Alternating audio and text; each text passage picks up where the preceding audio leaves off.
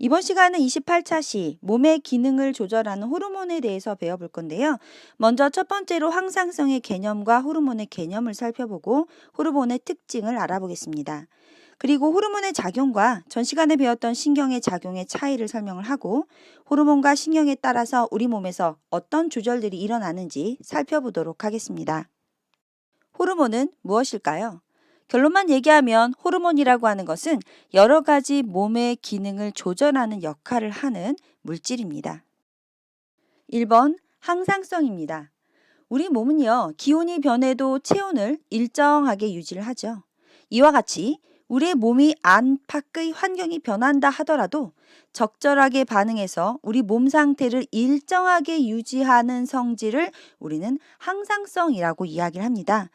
체온도 일정하게 유지해야 하고 혈액 안에 있는 포도당, 혈당의 농도도 일정하게 유지를 해야 하거든요. 이러한 일정하게 유지하는 성질은 신경과 호르몬의 작용으로 유지가 될 수 있는 겁니다. 두 번째, 호르몬입니다. 호르몬은요, 내분비샘에서 만들어져서 특정 세포나 기관으로 신호를 전달하여 몸의 기능을 조절하는 물질을 이야기합니다. 먼저 내분비샘이라고 하는 것은요, 호르몬을 만들어서 분비하는 조직이나 기관을 얘기해요. 우리 몸에서 갑상샘, 목 부분, 그 다음에 중학교 2학년 때 소화과정 했을 때 탄수화물, 단백질, 지방의 소화효소를 모두 분비하는 이자, 이런 곳에서 호르몬을 만들어내거든요. 그러면 갑상샘, 이자, 이런 부분은 호르몬을 만드는 곳이기 때문에 내분비샘, 이렇게 표현을 하는 겁니다. 호르몬은 종류가 다양해요. 또 종류에 따라서 그 각각 하는 역할이 다릅니다. 그림을 보세요. 지금 이렇게 혈관이 있어요. 혈관 안에는 혈액이 흘러다니겠지요. 내분비샘이 있습니다. 내분비샘에서 호르몬을 만든다고 했고 그림에서 파란색 뾰족뾰족 삼각형이 호르몬이 되겠습니다. 호르몬이 혈관으로 분비가 되면 이러한 호르몬들은 혈관 속에 혈액을 타고 온몸을 이동하게 되겠죠. 그러다가 특정한 세포나 특정한 기관에 작용을 하는데 그 특정 세포나 기관을 그 호르몬의 표적기관이라고 이야기를 합니다. 이렇게 호르몬은요, 만들어지는 곳과 분비되는 곳과 작용하는 곳이 다릅니다. 내분비샘에서 만들어지고 혈액을 타고 이동을 하고 특정한 세포, 기관, 즉 표적기관에서 반응이 일어나는 특성이 있습니다. 세 번째, 호르몬의 특징입니다. 호르몬은요, 내분비샘에서 만들어져요. 그래서 혈액을 통해서 분비가 되지요. 혈관을 타고 온몸을 따라 이동을 하면서 특정 기관, 세포, 표적기관에 작용을 하게 됩니다. 전 시간에 배웠던 신경하고 비교해 봤을 때 신경에 비해서 신호가 굉장히 천천히 전달이 돼요. 대신 효과는 지속적으로 나타나게 되겠죠. 작용하는 범위도 굉장히 넓습니다. 또한 적은 양으로 큰 효과를 낸다는 특징을 가지고 있어요. 호르몬 분비량이 너무 많거나 적잖아요. 그러면 몸에 이상 증상이 나타나기도 합니다. 다음은 호르몬하고 신경이 작용하는 과정을 비교하는 교과서 그림인데요. 예를 들어서 우리가 멀리 떨어져 있는 사람에게 소식이나 안부를 전한다고 합시다. 그럼 우린 주로 전화를 이용하겠죠. 혹은 메일을 보낼 수도 있어요. 그런 것처럼 우리 몸에서 멀리 떨어져 있는 세포나 기관으로 신호를 전달할 때 호르몬이나 신경을 이용한다는 거죠. 다만 두 방법에 있어서 차이가 있다는 겁니다. 그림을 보세요. 전 시간에 배웠던 신경부터 볼게요.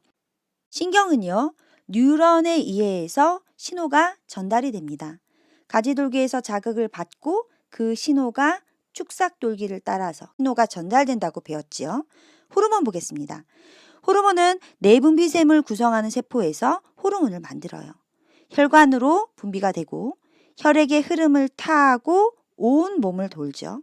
온몸으로 퍼져나가서 신호를 전달하는 겁니다. 호르몬은요, 이렇게 혈액을 따라서 이동을 하죠. 그래서 작용하는 부위에만 집중적으로 분포하는 것이 아니라 우리 몸 전체 혈액에 동일한 농도로 존재하고 있습니다. 또 혈액에 섞여서 온몸을 이동하다가 표적세포나 표적기관에서만 작용한다는 거, 차이가 있다는 것을 알아두시기 바랍니다. 또 앞서서 설명한 것처럼 우리 몸에서 멀리 떨어져 있는 세포나 기관으로 신호를 전달할 때 이렇게 호르몬과 신경을 이용합니다. 신호를 전달한다는 점에서 공통점이 있다는 이야기죠. 네 번째, 내분비샘과 호르몬. 자료는 오투 중등과학 3학년 1학기 교재에서 가지고 왔는데요. 그림을 보시면 우리 몸에 있는 내분비샘을 보여주는 거예요. 첫 번째, 뇌 중에서 간내라고 배웠었죠? 간내 안에 뇌하수체라고 하는 부분이 있습니다. 이 뇌하수체라고 하는 부분 지금 확대된 그림인데요. 이 부분에 있네요. 뇌하수체에서는 세 가지 호르몬을 분비합니다. 첫 번째는 몸의 생장을 촉진하고 키가 자라게 하는 생장 호르몬. 두 번째는 갑상샘을 자극해서 갑상생에서 분비하는 호르몬이 티록신이라고 하는 호르몬이거든요. 갑상생을 자극해서 갑상샘아 너 빨리 티록신 분비 빨리 해 라고 촉진하는 호르몬을 분비하는 거고, 세 번째는 항이뇨 호르몬으로 콩팥에 작용해서 콩팥에서 수분, 물의 재흡수를 빨리 하도록 촉진하는 호르몬을 분비합니다. 두 번째는 우리 목 부분에 있는 갑상샘이에요. 갑상샘에서는 티록신이라고 하는 호르몬이 분비가 되는데, 티록신은 우리 몸을 구성하는 세포에 작용을 해서 세포 호흡을 촉진하는 역할을 합니다. 그 다음 세 번째는 부신입니다. 콩팥 위에 있는 노란색 이 부분이지요. 여기서는 아드레날린이 분비가 되고, 아드레날린은 심장 박동을 촉진하거나 혈당량을 증가시키거나 혈압을 상승하는 역할을 합니다. 네 번째는 이자입니다. 이자는요, 인슐린과 글루카곤을 분비하는데요. 인슐린하고 글루카곤은 반대 역할을 해요. 인슐린이 분비되면 혈당이 감소하고요. 글루카곤이 분비가 되면 혈당량이 증가하는 역할을 합니다. 다섯 번째하고 여섯 번째는 난소와 정소인데요. 난소는 에스트로겐, 그래서 여성의 2차 성징을 발현시키고, 정소는 테스토스테론이라고 하는 남성의 2차 성징을 발현하는 호르몬을 분비합니다. 앞부분은 내분비샘, 거기에서 분비되는 호르몬, 그 호르몬의 역할, 이렇게 정리가 되겠습니다. 그림에 제시되어 있는 내분비샘, 호르몬, 호르몬의 역할을 모두 외우면 좋기야 하겠지만, 이 중에서 특히 갑상샘과 이자, 티록신과 인슐린, 글루카곤 각각의 하는 역할 정도는 반드시 꼭 기억해 주시기 바랍니다. 다음은 호르몬과 관련된 질병이에요. 우리 교과서에는 호르몬과 관련된 질병을 조사하는 탐구 활동이 있었는데요. 선생님이 오투 중등과학 3학년 1학기 교재에 정리되어 있는 내용을 가져와 봤습니다. 첫 번째로 생장 호르몬입니다. 이 생장 호르몬이 우리가 자라는 성장기에 결핍이 되거나 과다하게 분비가 되면 소인증, 거인증, 말단 비대증이 생깁니다. 소인증은요, 정상인에 비해서 키가 매우 작고요. 거인증은 키가 정상인에 비해서 너무 큰 경우지요. 말단 비대증은요, 성장기 이후에 과다하게 분비될 경우 입술과 코가 두꺼워져서 얼굴 모습이 변하고 손과 발이 커진다고 합니다. 두 번째, 티록신입니다. 티록신이 결핍이 될 경우는요, 갑상샘 기능이 떨어지는 갑상샘 기능 저하증에 걸리고요. 과다하게 많이 분비될 경우 갑상샘 기능 항진증에 걸려요. 기능 저하증 같은 경우는 쉽게 피로해지고 추위를 잘 타고 체중이 증가합니다. 그에 비해서 갑상샘 기능 항진증은요, 맥박이 빨라지고 눈이 돌출되고 체중이 감소하는 증상을 보입니다. 세 번째, 인슐린입니다. 인슐린이 만약에 부족하게 되면 당뇨병에 걸려요. 그래서 쉽게 피로해지고 체중이 감소하고 오줌에 당이 섞여 나오고 심한 갈증을 느낀다고 합니다. 교과서 153쪽 정리하기입니다. 호르몬 분비가 제대로 이루어져야 하는 까닭을 몸의 기능 조절과 관련해서 설명해 보자. 호르몬은 뇌하수체, 갑상샘, 이자, 난소, 정소 등 여러 내분비샘에서 분비가 되지요. 우리 몸의 기능을 유지하는데 굉장히 중요한 역할을 합니다. 호르몬이 너무 적게 분비가 되거나 많이 분비가 되면 몸의 기능에 이상이 생기고 여러 가지 질병에 걸리기 때문에 호르몬의 분비가 제대로 이루어져야 합니다.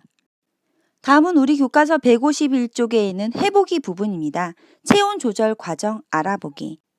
왼쪽은 더울 때의 체온 조절 과정이고요. 오른쪽은 추울 때의 체온 조절 과정입니다.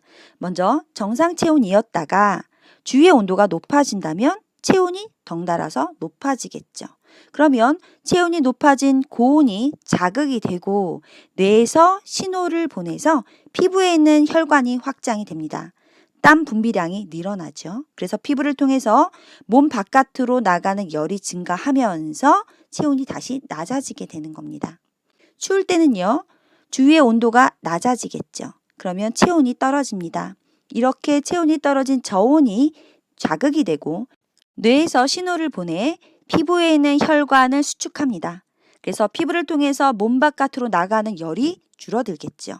또한 근육의 작용에서 근육을 떨리게 하고 몸속에서 열 발생량을 증가시키기도 합니다. 한편 어린아이 같은 경우는요. 갑상샘에서 분비하는 티록신의 작용으로 체온을 조절하기도 하는데요. 이렇게 티록신이 증가가 되면 세포 호흡이 촉진이 되고 몸속에서 열 발생량이 증가해서 그 결과 몸에 열이 많아지면서 체온이 높아져서 다시 정상 체온이 됩니다. 그림에서 보는 것처럼 이런 자극이 뇌로 가서 신호를 전달하는 신경이 관여를 하고요. 갑상샘처럼 내분비샘에서 호르몬을 분비해서 조절하기도 하죠. 신경과 호르몬이 같이 작용해서 몸의 체온을 조절할 수 있는 겁니다. 다음은 피부 근처의 혈관에서의 변화예요. 오투 중등과학 3학년 1학기 교재에서 그림을 가져와 봤는데요. 왼쪽 그림은 추울 때예요. 추울 때는 이렇게 피부 근처에 있는 혈관이 수축이 되죠. 혈관이 수축되기 때문에 피부를 통해서 몸 바깥으로 나가는 열이 감소하는 겁니다. 오른쪽 그림은 더울 때예요. 그래서 피부 근처에 있는 혈관이 확장되는 거 보이죠? 혈관이 확장되면서 땀 분비량이 늘어납니다. 그래서 피부를 통해서 몸 바깥으로 나가는 열이 증가하게 되겠죠. 우리가 중학교 1학년 때 상태 변화와 열 에너지 배웠거든요. 액체가 기화할 때는 주변에 있는 열 에너지를 흡수합니다. 땀이 났어요. 이렇게 땀을 흘리면 땀이 마를 때, 즉 기화할 때 피부에 열 에너지가 흡수가 되어서 체온이 낮아지게 되는 겁니다. 체온 조절 과정을 정리해 보겠습니다. 더울 때, 체온이 높을 때는요. 피부 근처 혈관이 확장이 되고 열 방출량이 증가하겠지요. 땀 분비가 증가가 되고 역시 열 방출량이 증가합니다.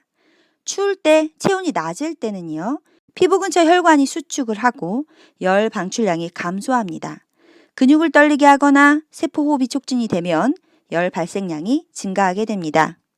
다섯 번째, 혈당량 조절 작용입니다. 일단 혈당량이라고 하는 것은요. 혈액 속에 들어있는 포도당의 양을 이야기해요. 혈당량이 조절되는 과정에는 이자에서 분비되는 호르몬인 인슐린과 글루카곤이 관여합니다. 다음은 교과서에 제시된 혈당량 조절 과정 그림입니다. 정상 혈당에서 시작을 할게요. 정상 혈당이었어요. 그런데 그림처럼 밥을 먹었습니다. 그러면 탄수화물이 소화가 돼서 포도당으로 분해가 됐겠죠? 그 포도당은 혈관으로 들어갑니다. 그래서 혈당이 증가하는 거죠. 다시 식사 후에 혈당이 증가했습니다. 그러면 이자에서는요. 혈당량을 낮추는 인슐린이라고 하는 호르몬을 분비합니다. 인슐린은 세포에 작용해서 포도당을 흡수하게 하고 간에 작용해서 혈액에 있는 포도당을 글리코젠으로 합성하여 간에 저장하게 합니다. 그러면 혈액 안에 있던 포도당이 세포가 흡수하고 간에 가서 저장이 되기 때문에 혈당량이 감소하게 됩니다. 다음은 혈당이 떨어졌을 때 혈당량이 증가되는 과정을 볼게요. 정상 혈당이었다가 식사 후 시간이 경과가 되면요. 혈당이 감소하게 되겠죠? 그러면 이자에서 글루카곤이라고 하는 호르몬을 분비합니다.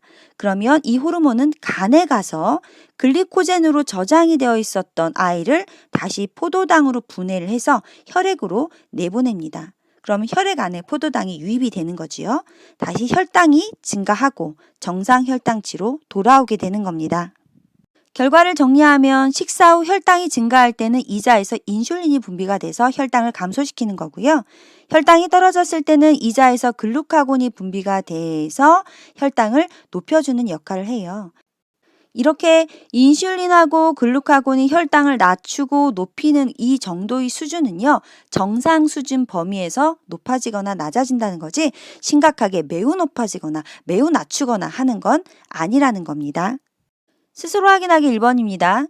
내분비샘에서 만들어져서 특정 세포나 기관으로 신호를 전달하여 몸의 기능을 조절하는 물질을 우리는 호르몬이라고 합니다.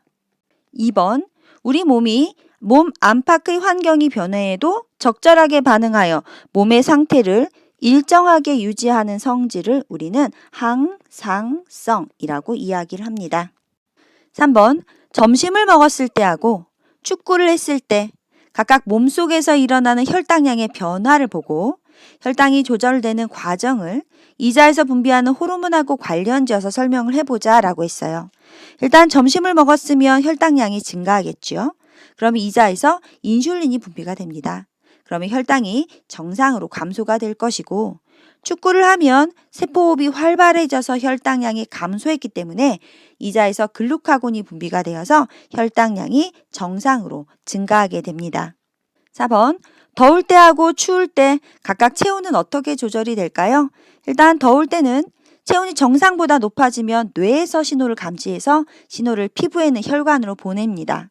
혈관이 확장이 되고 땀 분비량이 늘어나죠. 그 결과 열이 몸 바깥으로 나오게 돼서 체온은 낮아집니다. 추울 때는요. 체온이 정상보다 낮아졌다는 그 신호를 뇌가 감지하고 뇌에서 신호를 피부로 보내지요.